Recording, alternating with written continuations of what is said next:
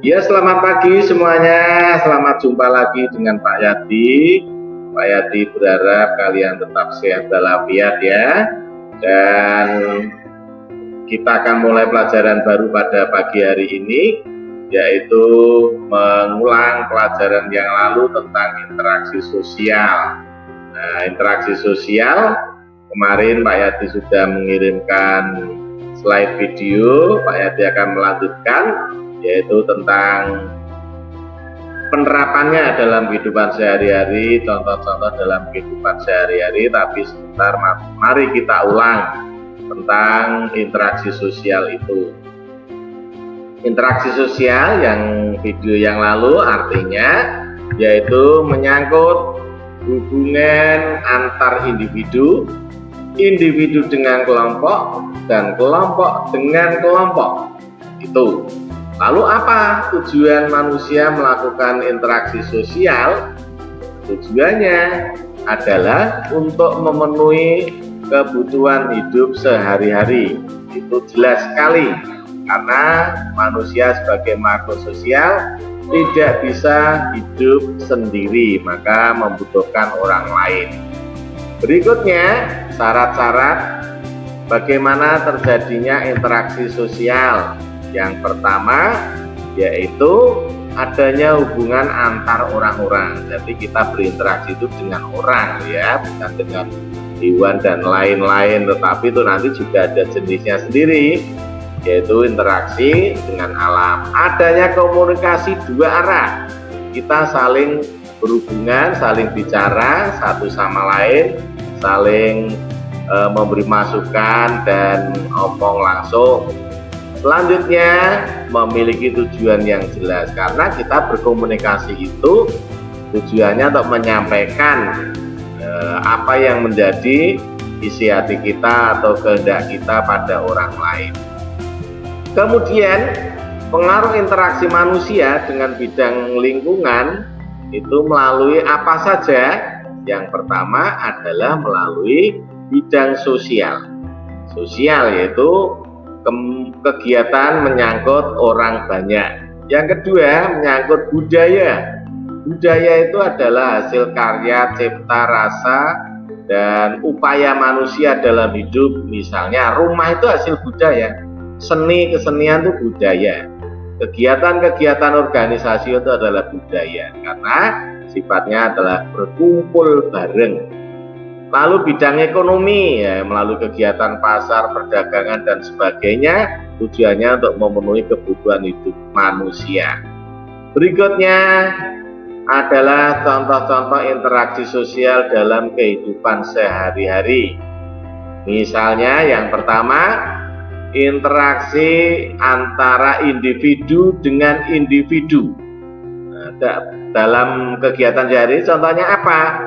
Nah, ini ketika kalian berjabat tangan dengan bapak ibu guru, dengan teman atau teman baru, itulah yang disebut individu dengan individu. Yang kedua, nah ini ketika kita membisikkan, menyampaikan pesan pada satu orang teman. Yang ketiga adalah mama mengajari anak-anak dalam belajar lewat pelajaran daring. Ini sama. Kemudian contoh ketika kita atau kalian bermain telepon-teleponan dengan teman lain.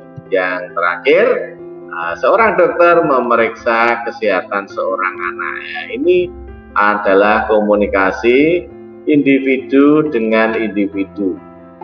Nah, kemudian contoh komunikasi atau interaksi individu dengan kelompok dalam hidup kita sehari-hari. Apa misalnya? Nah, seorang direktur atau pimpinan memberi pengarahan pada anak buah atau kelompoknya, atau anggota kelompok berbicara dengan seluruh anggotanya. Kemudian Pak Ustadz ketika memberikan pengajian di depan umatnya, individu dan kelompok.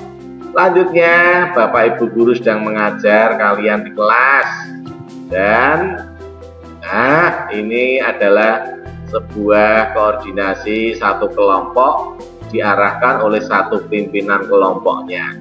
Nah, kemudian contoh interaksi kelompok dengan kelompok. Nah, contoh interaksi kelompok dengan kelompok apa misalnya? Kita lihat. Nah, ini adalah ritual adat di suku Tengger di Probolinggo, Jawa Timur. Ini adalah perayaan Kasada Hindu di suku Tengger di lereng Gunung Bromo. Ini adalah kelompok dengan kelompok. Kemudian diskusi kelompok, diskusi kelompok bersama. Selanjutnya ini kelompok pertandingan tarik tambang, itu antar kelompok. Selanjutnya adalah ini gotong royong. Nah, gotong royong mengangkat apa? Mengangkat rumah atau kandang hewan. Ini biasanya yang di desa atau di kampung Pak Yadi itu dulu itu kalau pindah kandang hewan itu langsung diangkat begitu saja. Nah, kemudian pertandingan tim kelompok sepak bola atau kesebelasan, ini warna kelompok merah dengan kelompok biru, itu interaksi kelompok dengan kelompok. Nah, contoh berikutnya interaksi individu dengan kelompok atau interaksi individu atau kelompok dengan lingkungan alam. Jadi interaksi manusia dengan lingkungan alam. Contohnya apa? Nah, ini beberapa gambar anak sedang bercocok tanam, kemudian anak yang sedang menanam pohon bako di pantai, lalu yang berseragam putih itu juga, kemudian bercocok tanam lain. Nah, ini anak TK latihan bercocok tanam, ini dengan alam, dengan tanaman, air, tanah, gunung, sungai, itu alam. Nah, ini kerja bakti membersihkan sungai, ini kelompok dengan kelompok juga atau kelompok orang banyak, itu yang intinya dari kelompok dengan kelompok. Kemudian apa pengaruh interaksi sosial? Nah, pengaruhnya yang pertama meningkatkan atau menurunkan status sosial dari tidak bisa menjadi pintar, menjadi kaya, jadi miskin dan sebagainya. Manusia saling menolong, bekerja sama, saling menghargai dan saling gotong royong. Itu pengaruh interaksi sosial dan terbentuknya lembaga-lembaga sosial dan budaya, misalnya sekolah, pasar, rumah sakit, pusat-pusat latihan seni dan budaya untuk memenuhi kebutuhan hidup manusia. Nah, itulah anak-anak sekalian, pembelajaran pada pagi hari ini, contoh-contoh perilaku interaksi manusia, individu dengan individu, individu dengan kelompok, kelompok dengan kelompok, individu atau kelompok berhubungan dengan alam.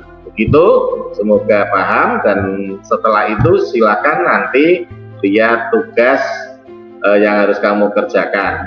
Pak Yadi berharap kalian tetap sehat, sampai berjumpa untuk hari besok berikutnya. Selamat pagi, salam sehat selalu, tetap bahagia.